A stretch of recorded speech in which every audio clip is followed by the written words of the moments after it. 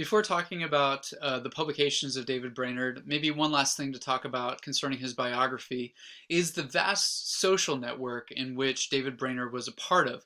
Part of this has to do with his social identity. He did not come from a poor family. He came from a very influential family that was part of the historic Connecticut community. And so, as such, he was well situated to be connected with families like the Edwards family, with families like the family of Jonathan Dickinson, which Jonathan Dickinson becomes the first president of what would become Princeton University. He's the first president of the College of New Jersey. And Jedediah Mills's family as well, among some other fairly influential ministers that were of the pro-revival. As pro-revivalists, they fit within the moderate revival grouping. So he had this vast social network that he was a part of, and a lot of these people, Samuel Hopkins, Joseph Bellamy, are people that had Eleazar Wheelock, people who had extended influence throughout the rest of the 18th century as survivors of the life of David Brainerd. That being said, outside of Jonathan Edwards, in the 18th century, people typically are familiar with David Brainerd more than any other 18th century religious figure, and that's because of the importance of the publication of the life of David Brainerd. So let's go ahead and move on and look at the many lives of David Brainerd. What I have done is I have put up the five most influential colophons that I could find that give you depictions of the life of David Brainerd. David Brainerd's first memoir editor, of course, was Jonathan Edwards. We're going to get to talk more particularly about this edition when we meet as a class on Monday. But this publication came out in 1749, and it made a number of different printings and editions that occurred underneath Jonathan Edwards as the editor of this work. The most influential one happened to be the 1765 Edinburgh edition, so this is one that was a transatlantic edition, and it was published by Gray and Alston. In this one, there's an annex that has Brainerd's journal, which was his report to the SSPCK, the Scottish Society for the Propagation of Christian Knowledge. And then it also has Ebenezer Pemberton's ordination sermon annexed to it as well.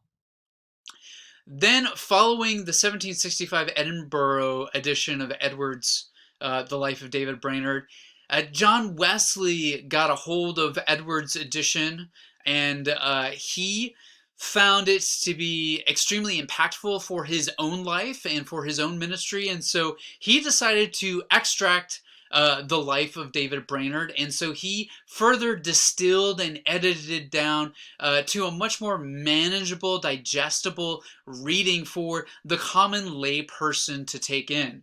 And so in 1768, he published his extracts, and that went into 4 editions that were published.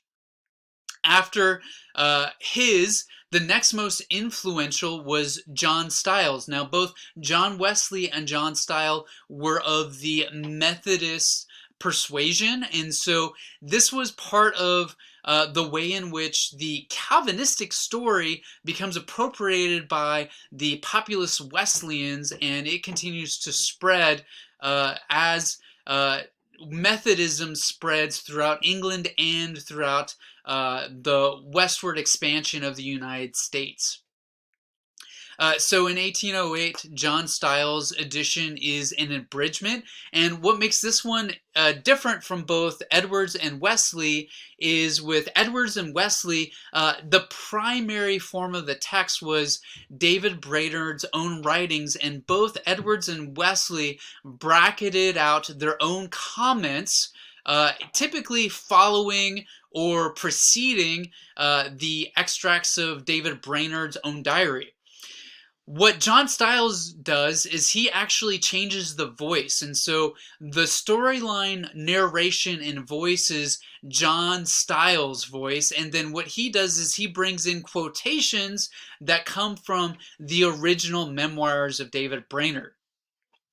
This becomes the most popular edition. It's the edition that the early missionaries have and are making use of, particularly the ABCFM missionaries Samuel Mills, Adoniram Judson, Samuel Knott, and Samuel Newell, who were the missionaries that were the onset of the American missions movement in the early 19th century. All of these individuals had read Stiles' account of the life of David Brainerd.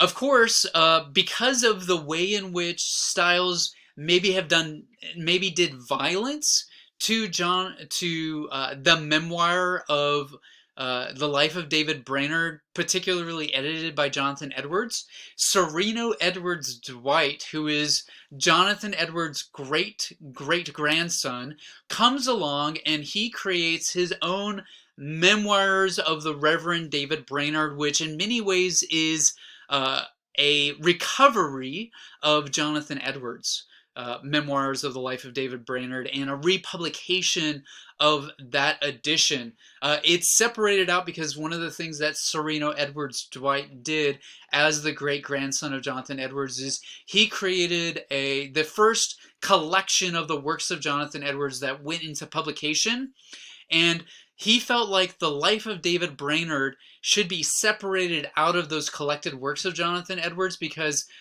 primarily the life of David Brainerd is the words of David Brainerd and not the words of Jonathan Edwards, though edited by Jonathan Edwards. But Sereno Edwards Dwight wanted people to have access to this and wanted to revitalize this work primarily by the editorial hand of Jonathan Edwards as opposed to the Methodistic hand of John Stiles. This is pretty fascinating because it's an exceptional illustration of the Calvinist Methodist tensions that exist. One other comment to make that I didn't make prior is that John Stiles' abridgment of the life of David Brainerd that's published in 1808 is published by Samuel Armstrong. What's fascinating about that is Samuel Armstrong is also the individual who published the commissioning sermons of the ABCFM missionaries that were sent to India, Mills, Judson, Knott, and Newell. And so the combination of those two were part of the literary propaganda to spread the modern missions movement that was then taking place in the early 19th century. So the influence of Edwards continues to go on all the way through the influence of Edwards's version or edition of David Brainerd's memoirs continues on through the rest of the 19th and the 20th century. What I would say is a resource that is probably the best resource for looking at both a objective biography of David Brainerd and also the different publication stories of the life of David Brainerd is John Grigg's book, I'm trying to get this in the camera, The Lives of David Brainerd, which is an Oxford publication, The Making of an American Evangelical Icon.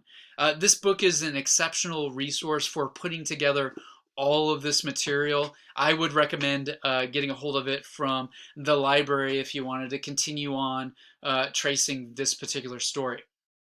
All right, so I look forward to talking to all of you about this particular subject this coming Monday.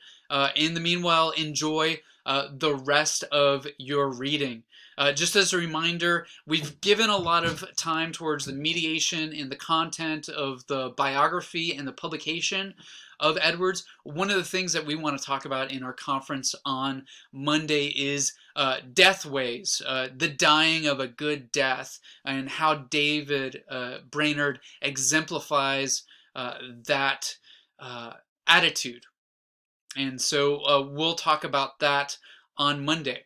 To add to that, I want to also bring to your attention there were two works in the story of David Brainerd's life that were of exceptional importance to him. There was Solomon Stoddard's A Guide to Christ, which was pivotal and the work that he was reading under which he was converted. The other work that was significant and came out of the story of having lost his two parents at such an early age in 1727 and 1732 was his reading of James Janaway and Cotton Mather's A Token for Children. What this is James Janaway wrote a series of spiritual narratives that were deathways narratives of young children who died and who had deathbed conversion experiences. And so there is the account of both the conversion of this person and then also their art of dying well. Likewise, Cotton Mather came around and he produced his own edition in America that included James Janaway's edition, but it was stories of children in America who were converted and who had their deathways stories as well. This book was significant to David Brainerd and his own reading. It's a work that is still in print and you could get a hold of it, or you could access it through Google Books if you wanted to read more about it.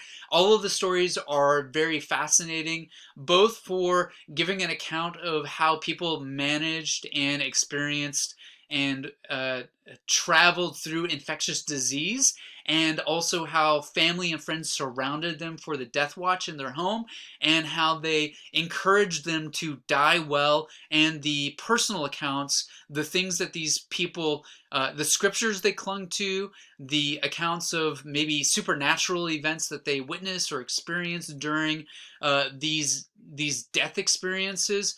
All of these accounts give very vivid renditions of those experiences. All right, so we'll talk more about all of that on Monday.